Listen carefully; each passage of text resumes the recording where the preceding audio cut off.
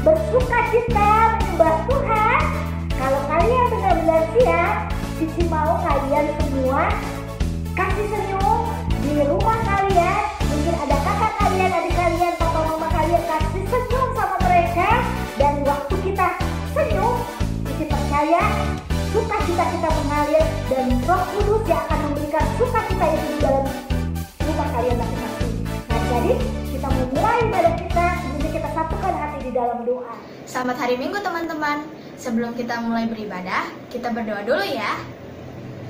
Bapa, kami mengucap syukur atas pemeliharaanmu sepanjang minggu ini.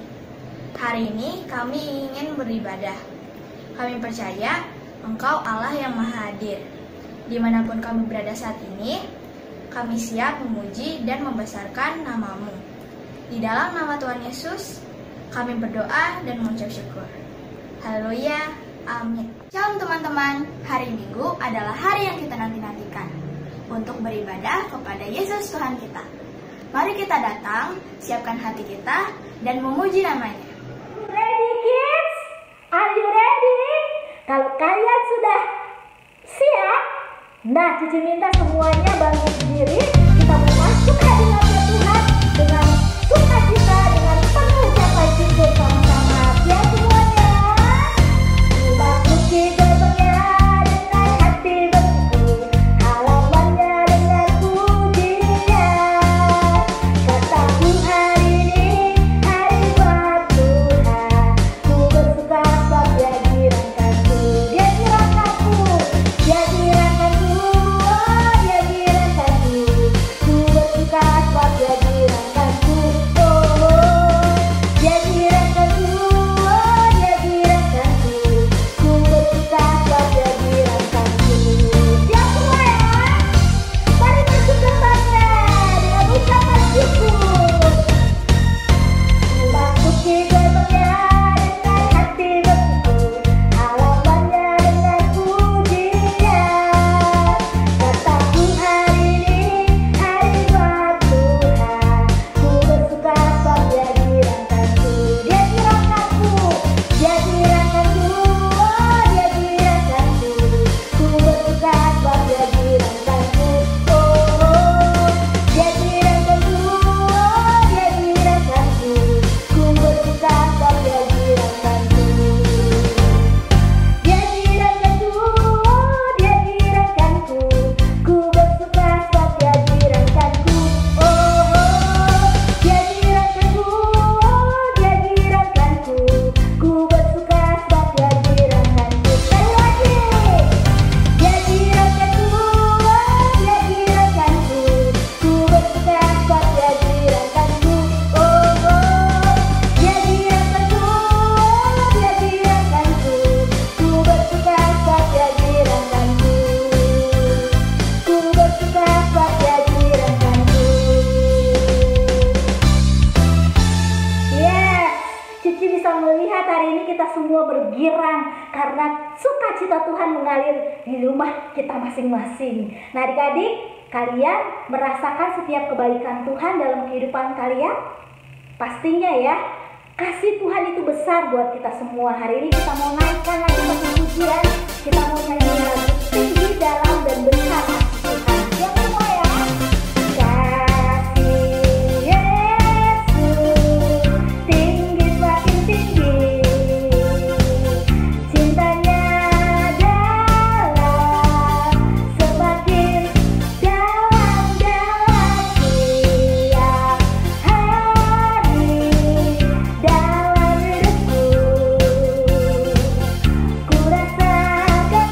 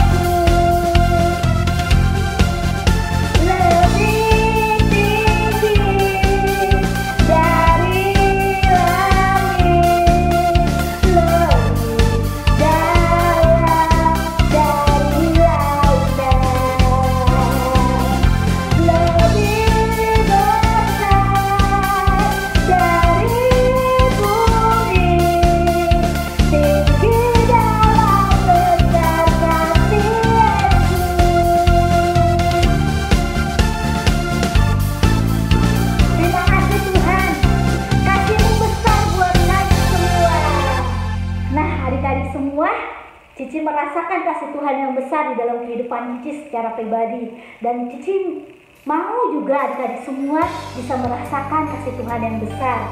Dan biarlah hati kalian semua penuh dengan ucapan syukur sehingga kalian bisa merasakan setiap kebaikan Tuhan.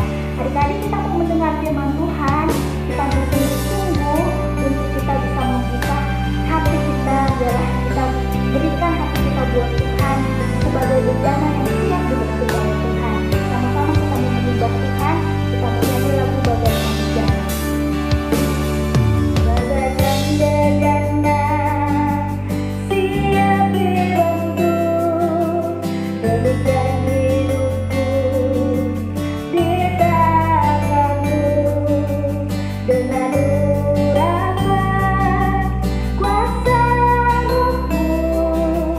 Ku dibaharui selalu, jadikan ku Allah dalam rumahmu.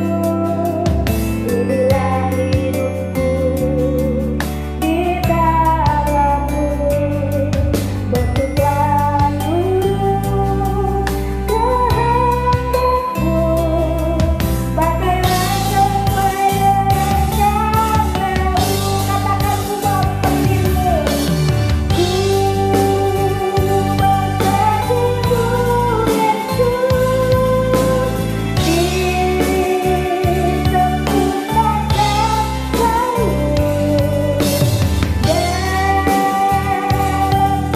disempurnakan selalu dalam setiap jalanku. Memuliakan namamu.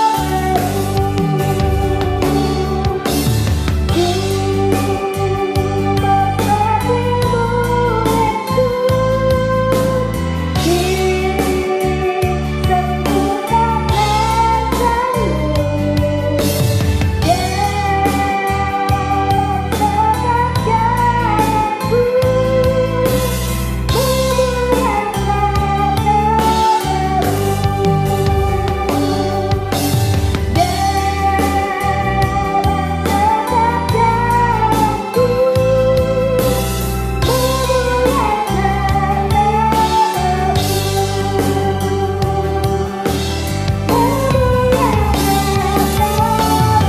Yesus, disempurnakan selalu dalam setiap jalanku.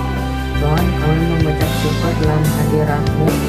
Tuhan, terima kasih kami dapat memuji dan menyembah Engkau. Tuhan, sebentar lagi kami akan mendengarkan firman-Mu. Tolong berkati Koko Cici yang akan menyampaikan firman-Mu pada hari ini. Terima kasih Tuhan. Amin. Shalom adik-adik, perkenalkan nama kakak Kanilam. Kakak melayani di Live Youth GSJA Bethlehem. Kakak senang ketemu kalian semua walaupun secara online, tapi kakak percaya Tuhan hadir di tengah-tengah kita. Dan hari ini kita akan belajar bersama-sama mengenai bertumbuh di sel, bukan di geng. Sekali lagi, bertumbuh di sel, bukan di geng. Setiap orang pasti memiliki persahabatan yang paling berkesan di dalam hidup mereka. Kakak juga sama. Kakak memiliki sahabat yang sangat berkesan di dalam hidup kakak. Entah itu persahabatan dengan satu orang atau dengan beberapa orang yang menjadikan kamu dan orang-orang itu seperti kelompok kecil. Dalam kelompok yang bagaimanakah kita anak-anak Tuhan seharusnya tergabung? Apakah artinya kita boleh punya geng? Apakah kita harus bergaul dengan anak-anak Tuhan saja? Atau boleh dengan semua orang? Kita akan menjawab pertanyaan-pertanyaan ini dengan belajar firman Tuhan hari ini secara bersama-sama. Oke? Mengapa pada umumnya kita tergabung dalam suatu kelompok kecil? Entah itu di sebuah keluarga, kelompok suatu kelas di sekolah, atau kelompok bermain kita di sekolah, atau kelompok teman-teman les kita di tempat di mana kita belajar bersama dengan mereka. Nah, kelompok-kelompok di mana kita ada menyalurkan kebutuhan kita untuk bersosialisasi atau berhubungan dengan sesama kita.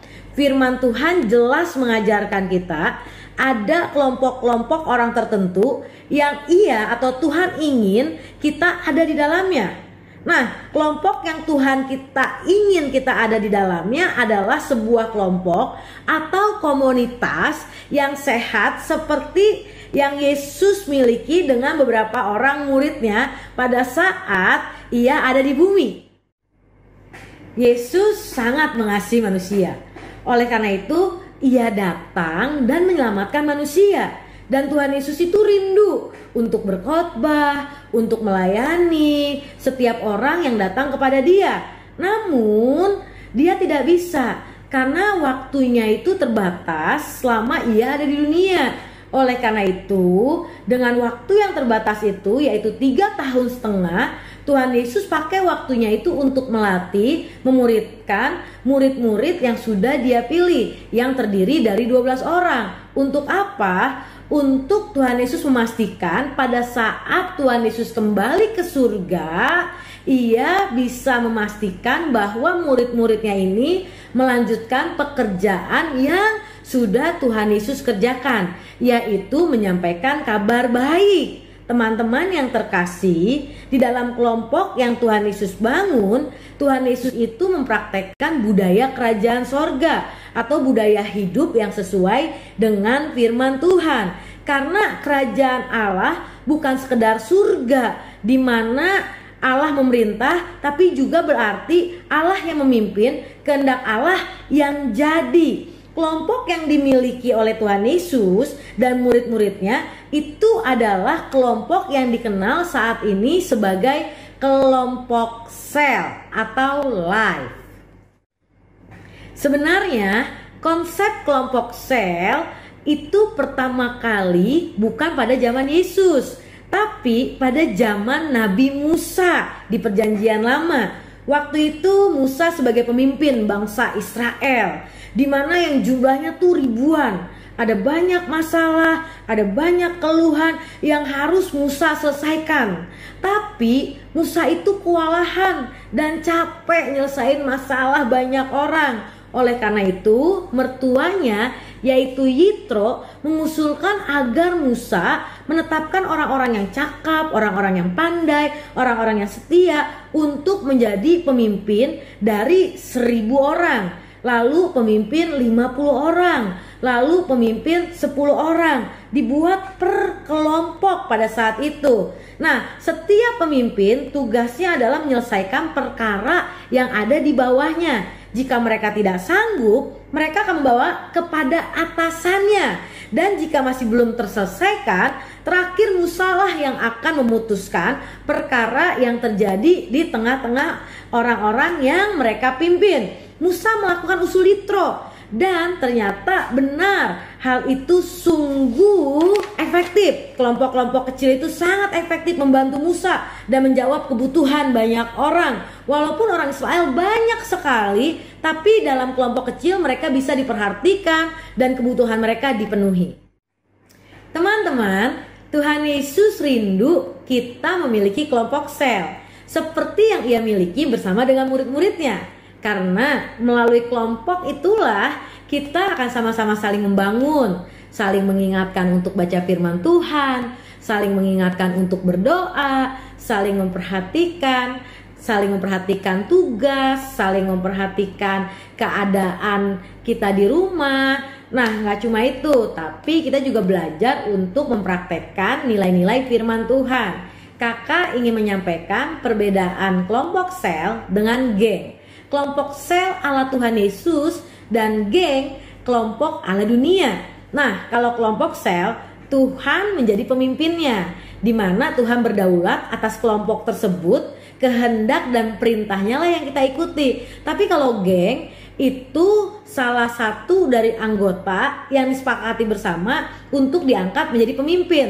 Nah, kalau udah nggak lagi cocok, maka akan diangkat pemimpin yang baru. Yang kedua, kalau kelompok sel disatukan oleh penyembahan pada satu Allah yang hidup. Tuhan menyatakan dirinya, kuasanya dan kasihnya yang kekal kepada manusia. Sedangkan kalau geng disatukan oleh kesamaan, misalnya seperti hobi. Nah, kalau kelompok sel diisi oleh pengajaran firman Tuhan. jelas nasihat-nasihat Tuhan, bagaimana seharusnya manusia menjalani kehidupan. Tapi kalau geng tergantung pemimpinnya. Kalau pemimpinnya menyampaikan hal yang baik, maka geng itu jadi baik. Tapi kalau pemimpinnya menyampaikan hal yang buruk, maka geng itu jadi buruk. Nah, kalau kelompok sel ada persekutuan kasih dan roh Tuhan, berbagi kasih dan saling berkorban, belajar saling menerima, mengenal karakter satu sama lain, memahami cara pikir, perasaan, tindakan sesama, cara kita bersekutu dengan satu dengan yang lainnya. Sedangkan kalau geng ada persekutuan karena keperluan, karena kebutuhan. Misalnya kegiatan makan bersama, ada acara bersama, ada perang bersama, tawuran, dan yang lain-lainnya. Nah, kalau kelompok sel itu inklusif, merangkul semua orang. Sedangkan geng eksklusif, terpisah, hanya orang-orang tertentu yang bisa masuk ke dalam kelompok itu. Makanya dibilangnya eksklusif. Dan kita tidak boleh eksklusif, karena kelompok sel itu terbuka untuk semua orang. Nah, ciri-ciri kelompok sel dan geng di atas, kita bisa tahu bahwa Tuhan Yesus mau kita berteman dengan semua orang, bahkan dengan orang yang belum mengenal Tuhan. Tuhan tidak mau kita menjadi geng yang sifatnya eksklusif atau egois, kita pilih-pilih teman. Tapi Tuhan mau kita menjadi sahabat bagi semua orang. Nah, kelompok sel tidak terbatas di sekolah minggu saja, di Life Kids saja. Tapi kelompok sel juga bisa dibangun di sekolah, di kafe, di rumah. Nah, oleh karena itu, jangan sibuk terus bergeng ria. Mulailah berkomsel dimanapun Tuhan tempatkan kita. Tuhan Yesus berkata. Ayat hafalan kita hari ini adalah Ibrani 10 ayat 25. Janganlah kita menjauhkan diri dari pertemuan-pertemuan ibadah kita, seperti dibiasakan oleh beberapa orang. Tetapi marilah kita saling menasehati dan semakin giat melakukannya, menjelang hari Tuhan yang mendekat. Ibrani 10 ayat 25. Janganlah kita menjauhkan diri dari pertemuan-pertemuan ibadah kita, seperti dibiasakan oleh beberapa orang. Tetapi marilah kita saling menasehati dan semakin giat melakukannya, menjelang hari Tuhan yang mendekat.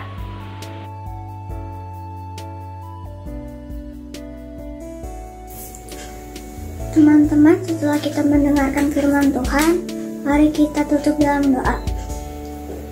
Tuhan Yesus, terima kasih untuk firman Tuhan yang telah kami dengarkan. Mulai saat ini kami mau bertumbuh dalam kelompok sel yang benar sesuai maunya Tuhan, bukan dalam geng. Roh Kudus bantu kami, mampukan kami dan kuatkan kami. Kami bersyukur untuk ibadah hari ini. Berkati Mama Papa, kakak adik, guru-guru kami, dan Cici Koko Life Kids, dan kami semua. Sertai kami Tuhan, dimanapun kami berada, dan khususnya untuk kami kelas Madya 3 yang akan naik ke Yutin. Tuhan tetap sertai dan jagai kami, sesuai dalam nama Tuhan Yesus. Kami berdoa dan bersyukur. Amin. Semua, jumpa lagi di Kids News.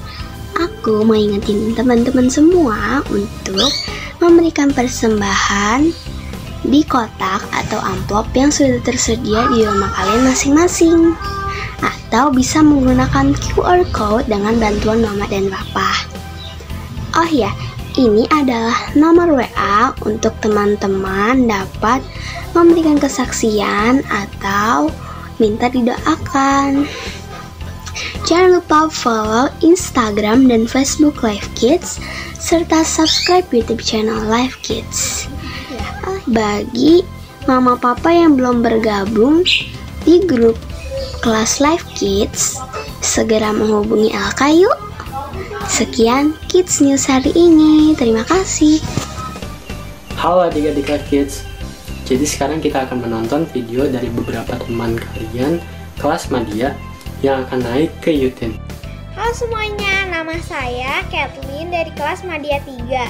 Kesan-kesan aku selama ada di kelas Madya 3 yaitu cici-cicinya itu baik banget dan juga seru banget. Dan juga teman-temannya itu menyenangkan. Nah, perasaan aku saat ingin naik ke tin itu rasanya senang banget dan juga tidak sabar ingin beribadah bersama-sama. Terima kasih, God bless you. Hai teman-teman, perkenalkan nama saya Faustin dari Madya 3. Hari ini saya akan memberitahu perasaan saya mau naik ke tin. Jujur saya sangat senang sekali karena mau naik ke remaja. Untuk teman-teman yang masih Madya dan Pratama, semangat ya. Terima kasih, sampai jumpa. Hai, nama saya Matthew, kelas Madya 3. Kesan-kesan saya pada saat Madya, saya suka sekolah minggunya di sana. Nah, lingkungannya bersih sehingga bisa belajar firman Tuhannya enak kan. Nah, pokok cicinya juga ramah kan, ngajarin kami tentang firman Tuhannya, inilah gitulah. Ya, mereka jelasinnya dengan menyenangkan lah. Tapi perasaan saya saat naik ke tin sangatlah senang. Ya, pengen mendengarkan firman Tuhan yang baru saja gitu kan. Ya, aku juga bisa bertemu dengan teman-teman yang baru. Halo, saya Christina Sari dari Madya 3. Kesan-kesan saya selama di Madya adalah saya senang. Saya juga senang bisa ikut camp selama di Madya. Saya lebih mandiri di sana dan sering juga dibagikan firman Tuhan. Juga saya juga senang saat berada di gereja, ikut ibadah. Cici dan Koko juga baik saat memberikan firman Tuhan. Saya sangat berkesan selama di Madya. Saya dapat mengerti tentang firman Tuhan yang Cici Koko ajarkan kepadaku. Saya senang banget bisa mengenal teman-teman saya selama di Madya dengan baik. Perasaan saya naik ke tin adalah saya sangat bahagia karena bisa naik kelas ke tin. Saya juga cukup bahagia. Saya mau lebih mandiri dan belajar lebih dalam tentang firman Tuhan ke tin. Terima kasih.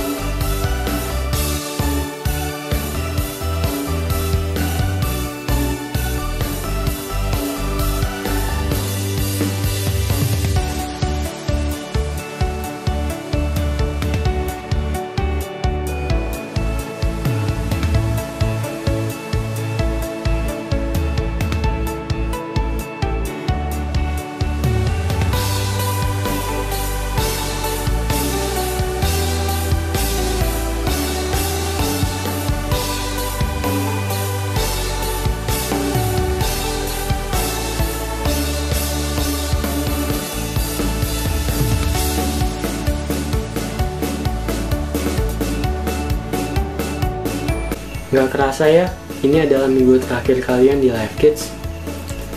Biar Tuhan Yesus yang selalu sertai kalian, jagai dan melindungi kalian di setiap langkah kehidupan kalian.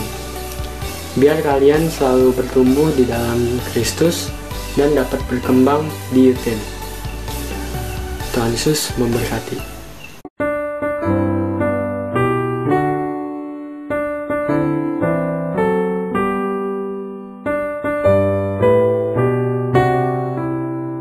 Thank you.